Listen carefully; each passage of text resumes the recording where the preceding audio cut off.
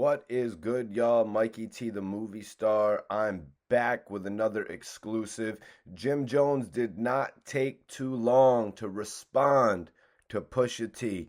And Jim Jones didn't just stop at Pusha T, you guys. Jim Jones actually brought in his collaborator, his partner from Clipse, Malice. No Malice now. But he brought him up and he took some serious shots at Pusha and his partner Malice. You guys, we're going to get into all of that today. You already know who I am, Mikey T, the movie star. Everybody watching this, I want you to follow me on social media, Instagram, Mikey T _ the movie star. Whoever follows me based on this video, I'm going to shoot you guys the follow back. And make sure you subscribe to the channel if you haven't already. So Pusha T went viral for pretty much dissing Jim Jones at Pharrell's first Louis Vuitton show, you guys. Pusha T just couldn't hold back after Jim Jones dissed him, saying that Pusha T wouldn't be a part of his top 50 list. The list that Pusha T was actually number 29 on from Billboard, you guys, just so y'all know. Maybe that's a number that a lot of people don't agree with, whether you think he should have been on the list or not. Maybe some people thought he should have been higher. Maybe some people thought he shouldn't even been on the list. According to Jim Jones, that's what he thought. So Jim Jones actually took some shots back at Pusha T pretty quickly, and it also led to him recording a full-on diss track that we're going to get into today. But he jumped on the gram and he took some shots pretty early on. He said, "Let me know if they serious, because my name is my name." That's a direct shot right there, being that was Pusha T's his first album, you guys. Literally, Pusha T's first album was called My Name Is My Name. Yep, that was his first debut album, you guys. Now, Jim Jones saying that made me know off the rip Jim Jones knows his history. And I was like, yo, Jimmy's funny with this. He said, "Let me know if they serious, because my name is my name. Hashtag Capo." He also tweeted, or also posted, "Let me know when they really ready. That verse did not make the list, champ. It was cute. That was not a top 50 verse. Not at all. Still not in my top 50. So Jim Jones took it back to where it all began, with the fact that he disagreed with Pusha T's placement. He says, "This is not a top 50 verse. That was not a top 50 verse." Jim Jones, that verse was pretty scathing, man. If that was the prelude, I gotta say that verse was pretty scathing. And that's what has made Jim Jones come back automatically with his own diss track, where he begins it off with some ad-libs saying, "I'm not gonna lie, I'm kind of disappointed. I'm kind of disappointed. Listen, before you drop, let me give you some inspiration." Now, with that ad-lib right there, at first I was thinking, is Jim Jones disappointed at the fact that Pusha T's actually dissing him? No. He could have expected this to happen. Jim Jones threw the barbs out there, you know what I mean, in order to get this response, you know what I mean, from Pusha T. Jim Jones is more disappointed in the response that he actually got.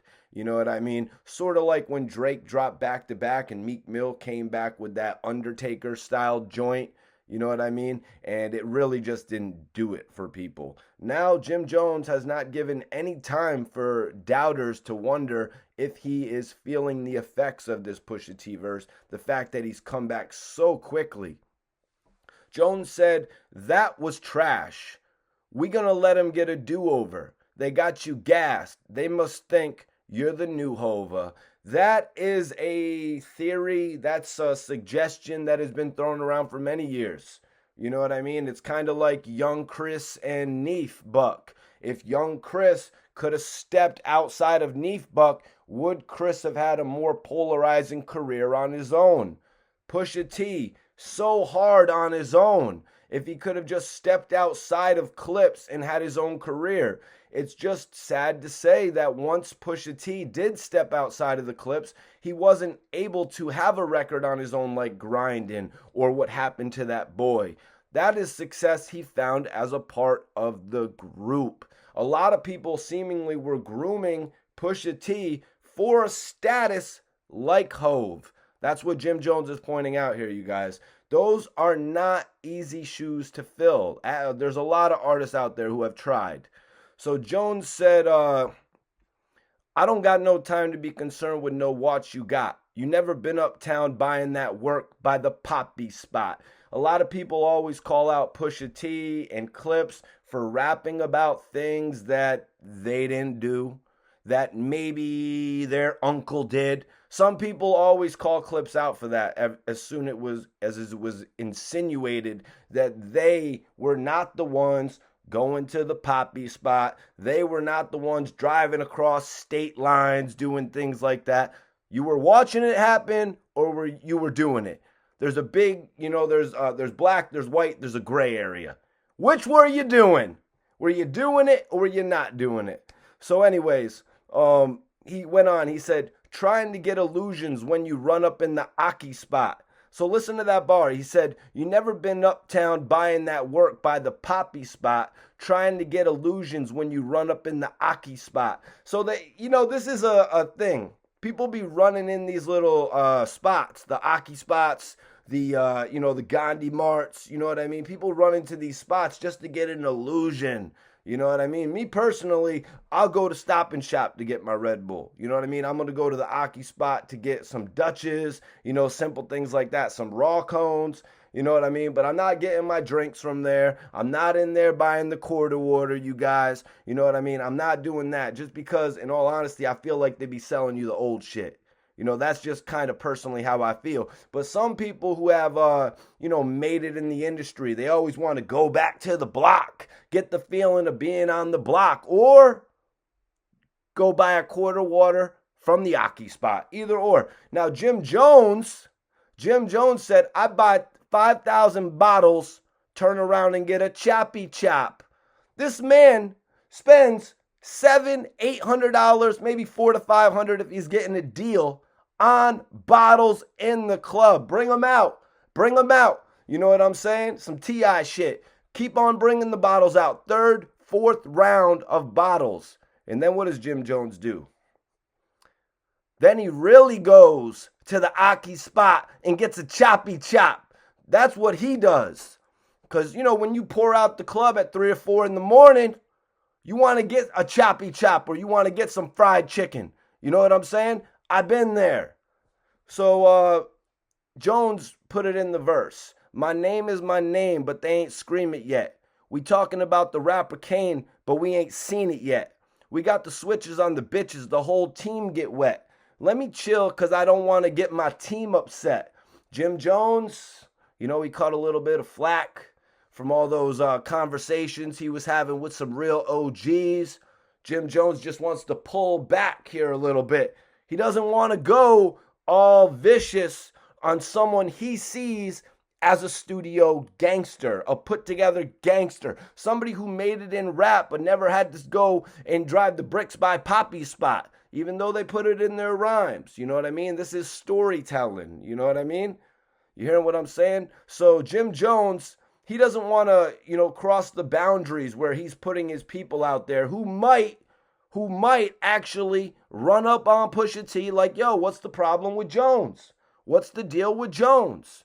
Now, we've seen some pictures from some of Jim Jones's affiliates surface, you know what I mean? People are ready to already ride on Pusha T. The dudes in the industry that work with Jim Jones, you know what I mean? We've seen Mano comment on it. We've seen Dice Peso comment on it. So these dudes who rock with Jim Jones, they're not going to let the fact that Pusha T is a lyrical beast scare them into submission and not supporting their guy. Jim Jones is their guy. They're going to support him. Now, Jim Jones takes an interesting route with this. What was the last beef that we know Pusha T for? What was the last beef we know Pusha T for, you guys? Wasn't it McDonald's and Arby's? Wasn't it McDonald's and Arby's? Come on, man. When we talk about earlier about Pusha T being at a status of Hove. Hove would have never partook in an Arby's and McDonald's beef. He would have never recorded a McDonald's diss track. Just like when Taco Bell tried to rent 50 Cent. 50 Cent wasn't going to do that and change his name for Taco Bell. Like, when you're of a certain status in the game, you know, you're not going to do things like that that are going to jeopardize your credibility. I understand the McDonald's check is dope and Justin Timberlake got it and you're loving it and all that other shit. But when you're trying to reach that stature of being seen like Nas or Jay-Z or the most credible DMX artist of our time, DMX got on the Breakfast Club and said he wouldn't work with Drake. Like, you know, there's just a certain thing artists won't do to jeopardize their own credibility. So Jim Jones said, the only beef you know is the Arby's or Big Mac. We don't drive through, we drive by with the car with the Big Mac. The last shit you dropped was garbage. Take that shit back. So this right here, I was like, yo, Jones is on it. Because if y'all remember back when the buzz was around Pusha T, he was going to drop his album, King Push, with good music. It was like, yo, Pusha T's really about to take his crown. Pusha T is really about to take his spot in the industry. But he didn't do it. He did not do that. He turned King Push into a prelude album. He turned it into an appetizer. Okay, Push, I'm rocking with you. We're loving your music. We're loving your bars. We're loving your delivery. And plus, you had Kanye West backing you up. And it was like Kanye was pushing the button on you like Jay-Z had never pushed the button on him before Kanye made an impact. So Pusha T was getting the bushing put on him. He drops a prelude album to King Push. And then after that, we never get the official King Push album.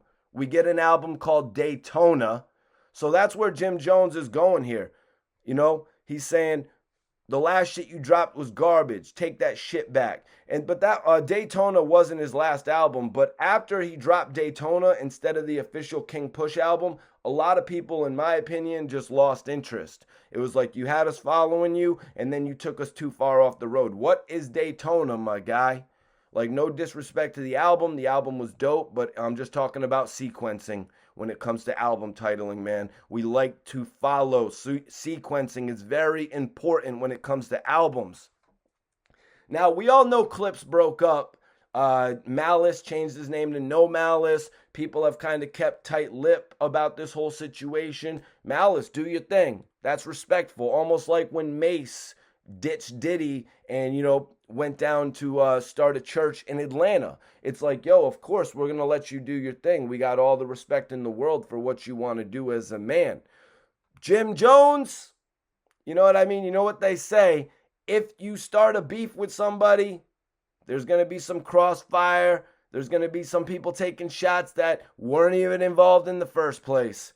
So listen, Jim Jones said, plus you got your brother rapping. What you trying to bring the Clipse back? Talking about your brother. What happened to that boy? Looks like they've been selling crack to that boy. So they flipped pretty much the second biggest Clipse single right there. Jim Jones flipped it on them. They had the What Happened to That Boy record with Birdman. And, you know, nowadays, maybe the money dried up a little bit.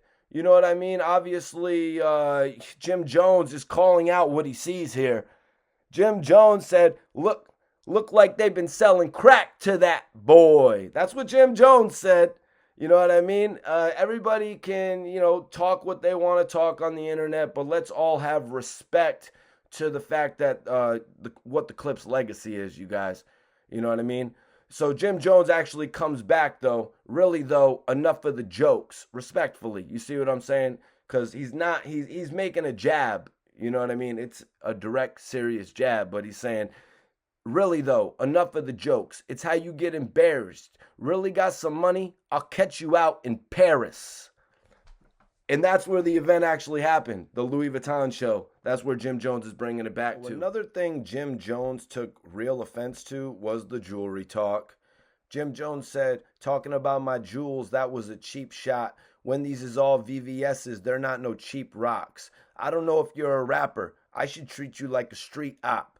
I know the top 50 list. That was and that's where he ends it right there. He ends it and says, I could imagine what you're going through. I could imagine what you're going through. The fact that a couple words at a show in Paris has now got some real OGs on your ass. You know what I mean? That top 50 list, Jim Jones wasn't on that top 50 list. You know what I mean? Jim Jones was a person that a lot of people thought wouldn't even make it as a rapper. Jim Jones made sure that he made it as a rapper. He saw everybody that was surrounding him and he decided to stand out with everyone else. He wasn't just a bystander. So the whole thing about the jewelry is something that Jim Jones obviously has. You know, Jim Jones has obviously spent a lot of his money on his jewels. You could probably argue that's why his net worth isn't larger. You know what I mean? The man probably has spent 5 to 10 plus million on jewelry. And here you are talking about jewels. Jim Jones buys so much jewelry, he buys his homies jewels. You know what I mean? Jim Jones is the type of rapper who we've heard other rappers say, I saw Jim Jones in the mall. He had 70 people with him. He had 70 people with him. Jim Jones made himself as big as Cameron. Jim Jones made himself as big as Mace. That's where he stood up and showed what he could do. Pusha T, he kind of wanted to be alongside Jay-Z. He kind of wanted to be alongside Nas. Well, I'm pretty sure Nas and Jay-Z are number 1 and 3 on that top 50 list, if we're really talking about it. You know, I just don't get where this beef came from. I guess Jim Jones really isn't a Pusha T fan. Listening to the diss tracks, you could just hear how different Pusha T's was compared to what Jim Jones's was. That's why you would never expect a couple of these artists to beef like this. And Jim Jones said, I don't know if you're a rapper. I should treat you like a street op. I think that lyric might come from the offense that he took from this man calling out his VVS jewelry, kind of saying it was glassy. You know what I mean? A lot of guys this day and age have bought the new jewels where they showcase a picture on it out of respect for a lost one. You know what I'm saying? To call somebody out about that is kind of, you know what I mean? I don't really agree with it. I would get one of those pieces to represent a lost one. You know what I mean? And it's obviously not Jim Jones's only piece. I mean, the man got a piece with his old lobby, you know what I mean? With his old, the door, the knocker at his door, you know what I mean? So, another thing I want to address, Jim Jones said, and then he said I was trying to chase a feature. Then he said I was trying to chase a feature. And the other day I was kind of thinking about this like Jay-Z. I was thinking maybe it was the whole Jay-Z thing because Jim Jones and Jay-Z had beef so early on. That's why a lot of people were kind of like shocked when Jim Jones ultimately did a partnership or a deal with Roc Nation. You know what I mean? But like I said, Jim Jones had been working for many years to actually get that. But now I get it. Pusha T was actually kind of insinuating that he was chasing a feature from Drake. A feature from Drake, something that Pusha T will never get. Let me address that. Jim Jones chasing Drake for a feature? Right now, at this point in time, honestly, that wouldn't even work for Jim Jones. Jim Jones doesn't need to get a feature from Drake to continue doing what he's doing. I'm just being 100% real with you right now. Jim Jones is he's doing some major things in the music industry. But the whole thing of Jim Jones being the superstar rapper, that ship has sailed, man. We had Ballin'. That was 2006. At this point in time, Jim Jones is really putting on some real situations. Look what him and Mano are doing with the Lobby Boys. They're turning numbers. They're getting attention. They're getting further than, you know what I mean? than a lot of people thought they would have after being in the game for 20 years, still coming together, putting out a project. Look at Jim Jones working with Dice Peso. Look at what Jim Jones did working with Millie's, giving Millie's one of his first dope features. They filmed that in New York City. Seeing Jim Jones and Millie's collaborate really stamped, Millie's for me. You know what I mean? I was like, damn. Even though I've been watching Millie's since like 2010, you just know at a certain point in somebody's career when they officially get stamped. And then the floodgates are opened. So yeah, man, this whole situation of Jim Jones chasing Drake, I just don't really think it benefits Jim Jones to the extent that Pusha T is putting out there. Jim Jones is going to have his career regardless. He's going to go out and do his club dates regardless. As far as another major ballin' record, I mean, TBD, to be determined. But does he need Drake to do that? Obviously not. Now, if you want a scenario where Drake really does affect somebody's album, if Max B came home and Drake jumps on the album, he's out of here. Because Drake has that effect on the new artist. Unless somebody has an example of an artist that Drake has re-energized their career when they were already 20 years in. Somebody give me an example of that in the chat, in the comments. And that's no disrespect to Drake either. I had met Drake. Drake is a real one. Approached me like a gentleman. You know what I mean? Real one right there. So in closing, you guys, we'll see where this goes next. But Pusha T dropped a diss record and Jim Jones followed it right up. There was no situation, no speculating, wondering if Jim Jones could do it. You know what I mean? Also, there's nothing all that personal here, I want to say. And a personal beef could make an artist fall back on releasing a diss track. And that's why we didn't really see Jim Jones release too many diss tracks against Max B until Frenemies dropped. I'm just pointing that out there from a perspective of someone who's been watching this. Guys, I appreciate everybody tapping in. I hope you enjoyed the conversation today. If you want to see more like this, just hit the comment section. Let me know what you would like to see me address. Hit that like button, subscribe to the channel if you're not, and follow me on social media, Mikey T _ the movie star. Everybody who follows me based on this video, you'll get the follow back. Appreciate y'all.